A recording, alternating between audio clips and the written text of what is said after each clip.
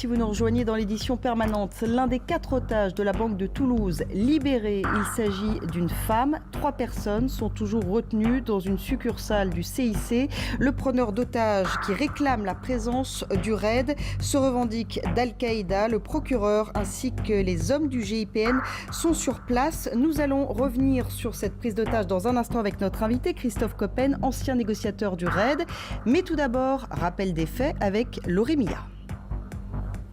L'avenue Camille Pujol est bouclée, la circulation interdite, les commerces fermés. La police serait en train de prendre contact avec le preneur d'otages. Elle en saura peut-être plus avec l'un des 4 otages qui vient d'être libéré par le malfaiteur. C'est vers 11h ce matin que l'homme est rentré dans la banque, une agence CIC. Il a pris ensuite en otage le personnel de l'établissement, dont le directeur. Un coup de feu a été entendu et depuis plus rien. Le quartier est extrêmement calme parce qu'ils l'ont complètement bouclé et tous les commerces ont été vidés et fermés. L'école en face de la banque, elle est fermée. Et donc du coup, on a l'impression d'être dans un décor de cinéma, quoi. Le preneur d'otages se réclame d'Al-Qaïda et demande la présence du RAID. Le RAID que les riverains de l'avenue Camille Pujol connaissent bien. Ils ont déjà subi il y a 3 mois l'affaire Mera. C'est à quelques rues de la banque que Mohamed Mera a été tué. Christophe Coppen, vous êtes ancien négociateur du RAID. Pourquoi, à votre avis, pour l'instant nous n'avons pas de revendication après cette prise d'otage, mais pourquoi le preneur d'otage réclame-t-il la présence des hommes de l'unité d'élite ? Tout laisse à penser qu'il y a une symbolique forte en fait dans ce passage à l'acte. Donc après, il reste à savoir pourquoi et comment se sont articulées ces choses-là dans le psychisme de cet homme.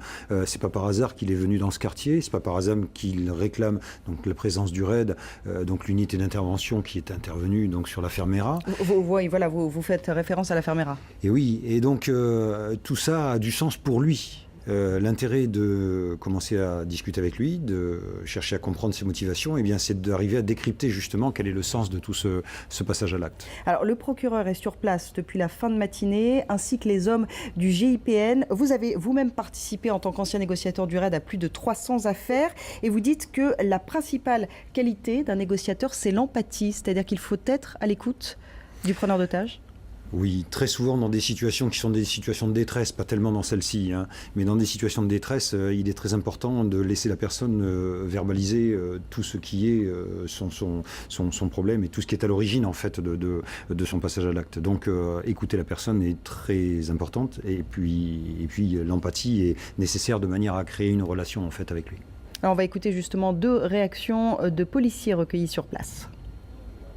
Le preneur d'otage est dans la banque CIC, 72 avenue Camille Pujol à Toulouse, qui aurait un coup de feu tiré, que parmi les otages il y a le directeur de la banque et on n'en sait pas plus pour le moment, à part comme quoi il se revendiquerait d'Al-Qaïda. C'est tout pour le moment. La direction départementale de sécurité publique met tous les moyens possibles pour boucler le quartier et mettre les moyens de la population pour protéger la population, quoi. On ignore encore aujourd'hui les revendications réelles de cet individu.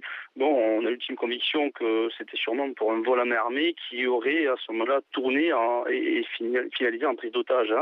Bon, le procureur est sur place, le GIPN est avisé, sont en route donc pour venir sur place. Bon, on en saura un petit peu plus dans quelques temps, quoi. Ce qui est sûr, c'est qu'on peut se poser la question pourquoi quelqu'un qui se revendique d'Al-Qaïda va faire des méfaits dans une banque. Il va plus s'en prendre à ce qui représente l'État, à d'autres intérêts, on va dire, que dans une banque. Donc voilà, on a plutôt l'ultime conviction que c'est un vol à main armée qui serait finalisé sur une prise d'otage. Alors justement, ce vol à main armée qui aurait mal tourné, vous n'y croyez pas vraiment, Christophe Coppen ?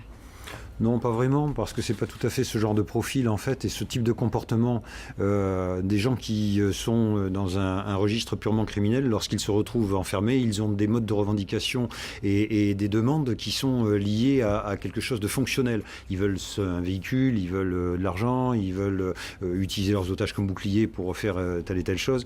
C'est pas du tout ce registre-là. Là, en l'occurrence, on a vraiment l'impression qu'il y a une sorte de paradoxe. D'un côté, une planification, c'est-à-dire je vais dans une agence, je réclame le RAID, je me revendique d'Al-Qaïda, quelque chose qui en soi peut avoir du sens, et puis d'un autre côté, du sens par rapport à ce qui a été vécu auparavant sur l'affaire Mera, et puis de l'autre côté, une absence totale de logistique.